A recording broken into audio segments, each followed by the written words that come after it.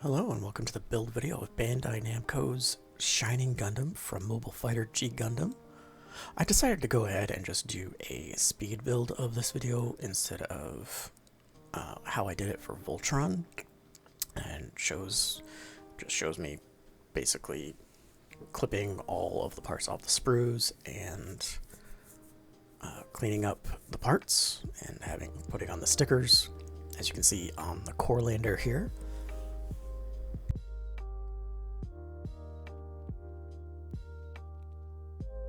Overall, I did have an enjoyable time building this model. It is 1/144 scale, and while that's not a bad scale, I think 1/100 is better for me, and I will be building the Bandai Namco Rising Gundam in the 1/100 scale.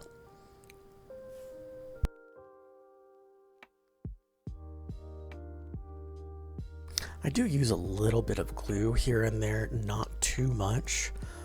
It's just to help kind of keep pieces in place. This model kit does not require any glue,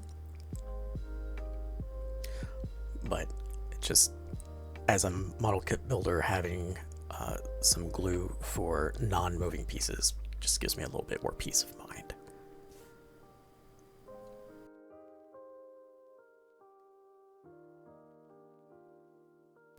And here we're starting on the torso.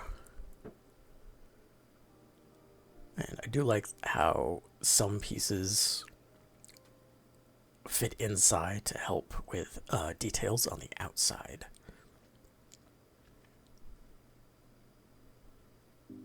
And I'll be doing a short review at the end of this video as well.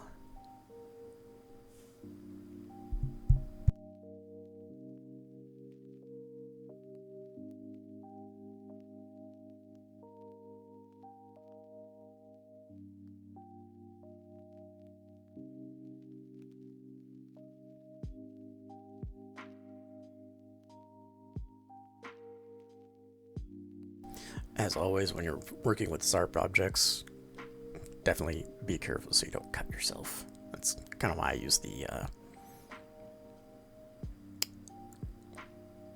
clippers instead of pressing down with my X-Acto knife.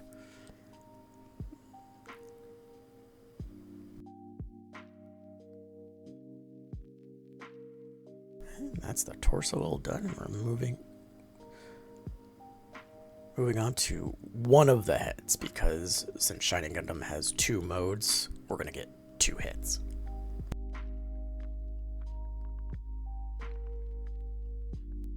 Oh man, stickers. Tiny stickers are the bane of my existence, but I got them on with a little difficulty because of my fingers can be clumsy, so I use tweezers to kind of help keep things in place and placement.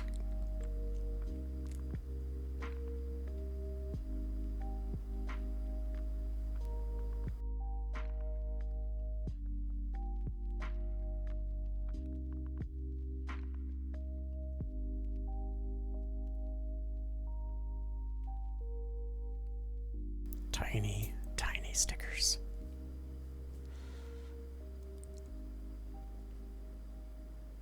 But those stickers do give the model that little bit more of pop.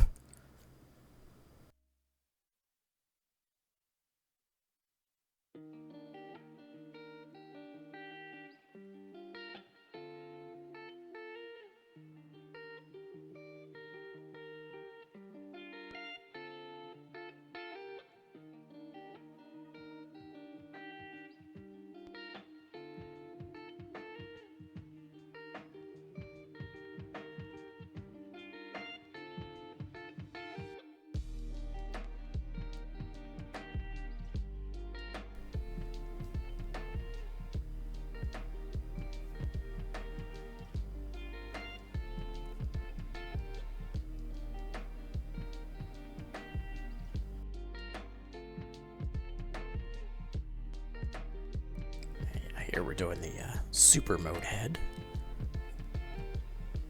Took me a minute to realize we had moved on to that from the regular mode.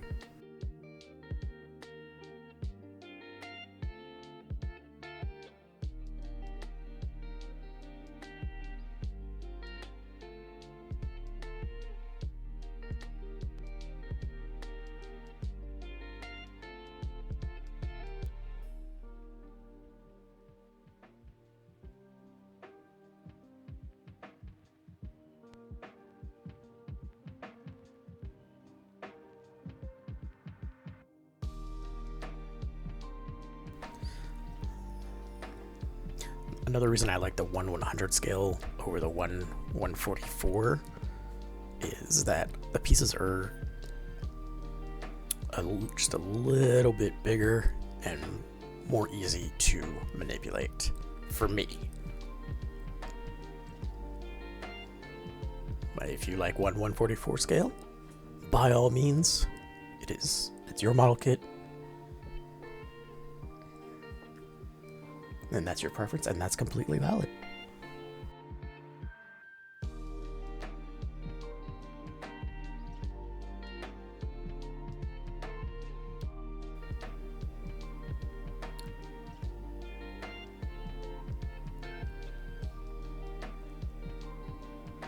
Trying to get between super mode and regular mode can be a little difficult on this model, but it's worth it. Not a big fan of stickers, but later on you'll see I did color a few of the pieces gold for the super mode. Like here you can see that underneath the arm guards have been spray painted gold from the base gray of the sprue. And I think that gives it just a little bit more pop as well.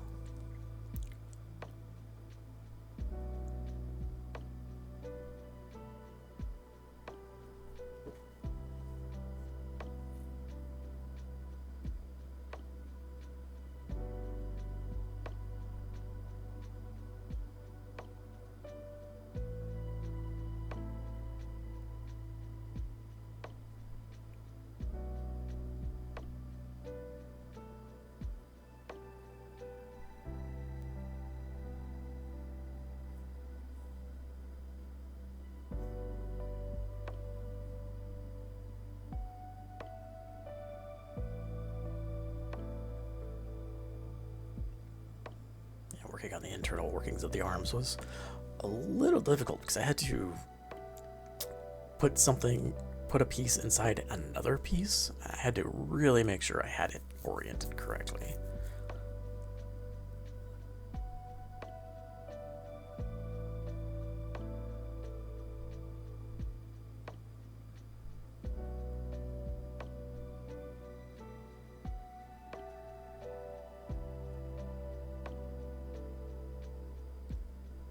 Getting all those little burrs off after clipping from the sprue. I always like to have nice, smooth part instead of having something that doesn't feel quite right. And it's like, oh, there's like a little burr there that it's not a smooth surface.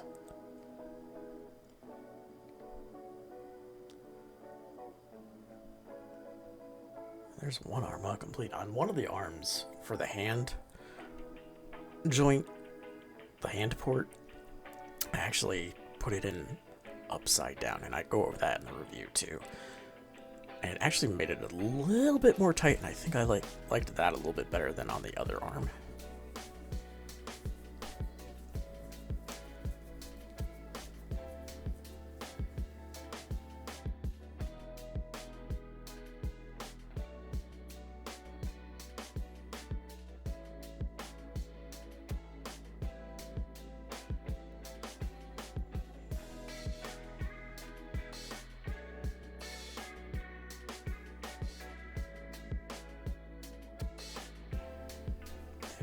Putting together the other arm here. both arms were basically the same except for the hands, so really you could swap left and right arms and it wouldn't matter as long as you had the right orientation of the hand.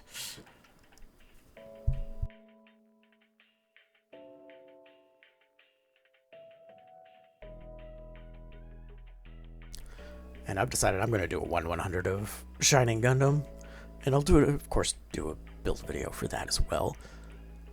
And after having built Rising Gundam, I like the super mode implementation on that a lot better.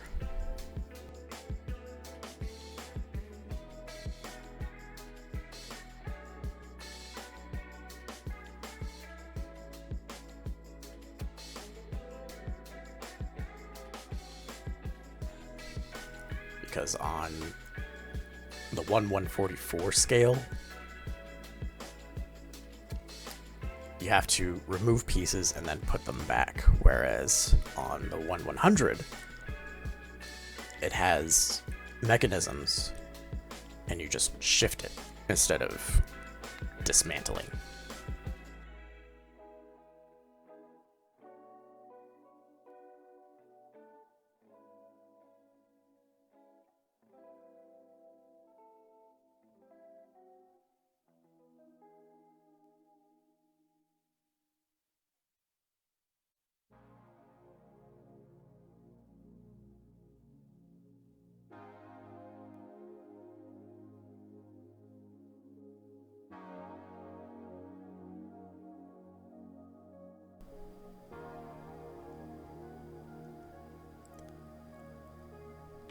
Because with shoulder pieces, you slide it off, slide it back on, and with the with both feet, it has 2 notches, so you'd have to pop it off and then pop it back on into the super mode. And I'm not a huge fan of that.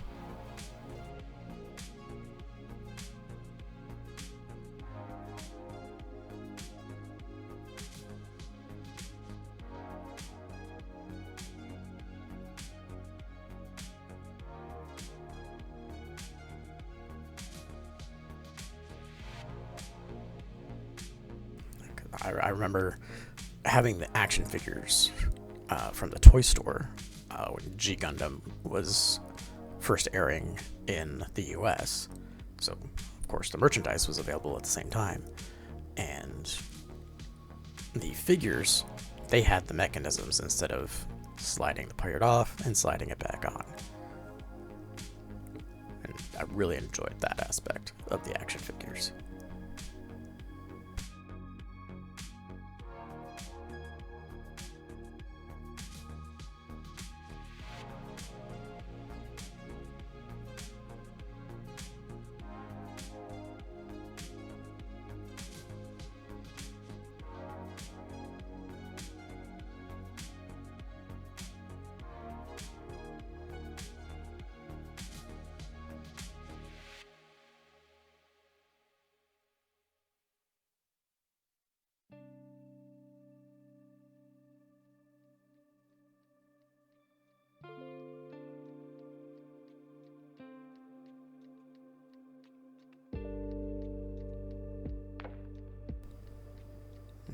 Of course, I made mistakes along the way, but overall, the model kit came out very nicely.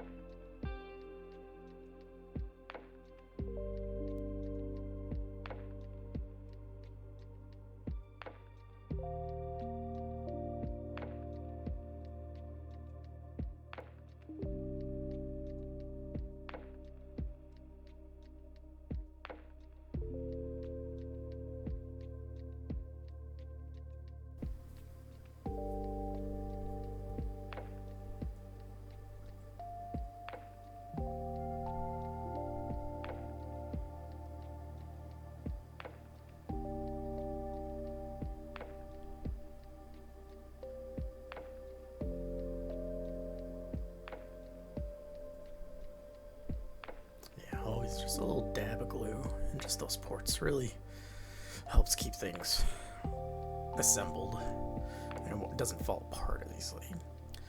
And on the thighs and arms, I actually put some, I was gonna paint it black, but instead I decided to use a Sharpie for those midpoint lines to give the legs and the arms that little bit more of a pop. On the arms, it's on the biceps, and on the legs, you can see it was on the thighs. Yeah, the shin coverings for the leg rockets, not super secure when in super mode.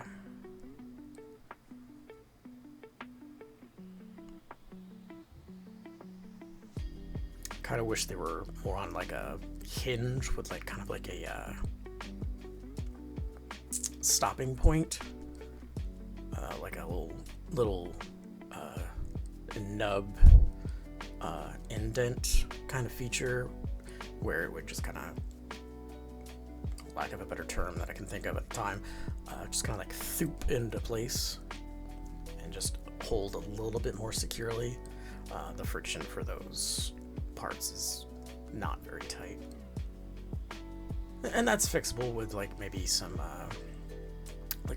little bit of nail polish, clear nail polish.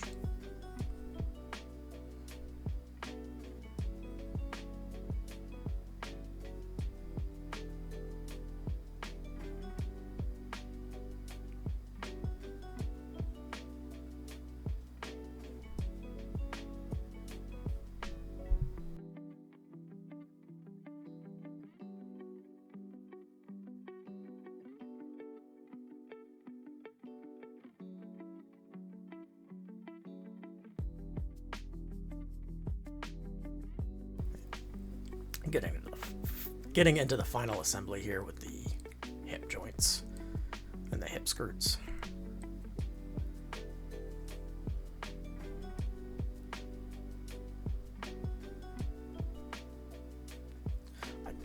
And I'll be fair, I kind of not a big fan of the front hip skirts not being two individual pieces, but just one, so they move in tandem when you want to pose just one leg.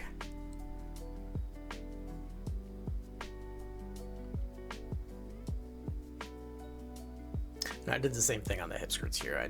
I added a little bit more Sharpie pop in addition to the line stickers.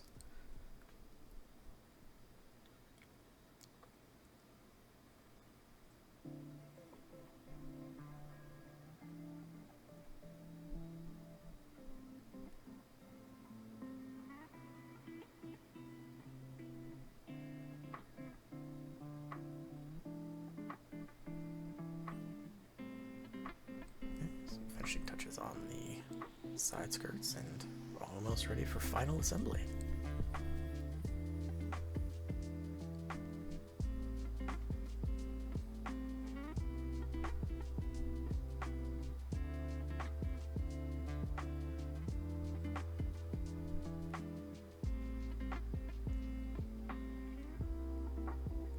So Shining Gundam complete all on its own.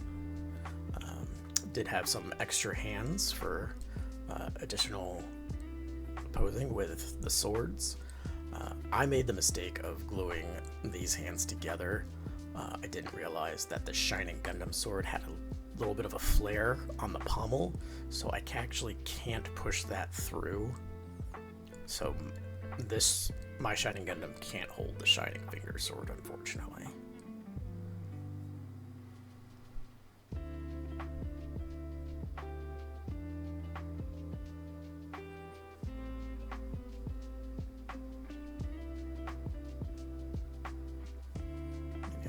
Last little bit of accessories completed with this beam swords. Getting all those parts nipped and cleaned up.